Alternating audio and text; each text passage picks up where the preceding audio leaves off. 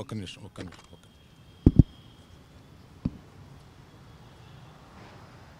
ఈరోజు కాదు, నిన్న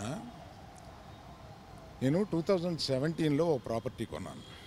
ఆ ప్రాపర్టీ కొన్నప్పుడు అందులో ఒక మైనర్ వాటాదారుడి భాగం ఉంటే అది నేను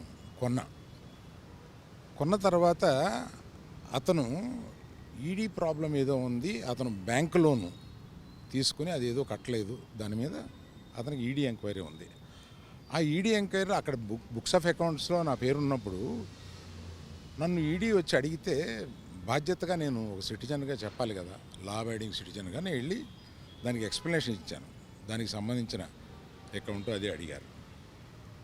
అంతే తప్పితే దీన్ని మీడియాలో ప్రపోర్షనేట్గా కొంచెం పెద్దది చేసి చెప్పటం, వారు ఏదో ఒక ఎంక్వైరీ అడిగారు, నేను వెళ్ళి చెప్పి వచ్చాను. ఇంతకు తప్పితే నేను చెప్పేది ఏమీ లేదు. ఏమండి, అవన్నీ నేను ఒక కేసు అక్కడ ఈడీలో ఉన్నప్పుడు నేను ఇవన్నీ చెప్పడం కరెక్ట్ కాదు, చెప్పలేను. Thank you.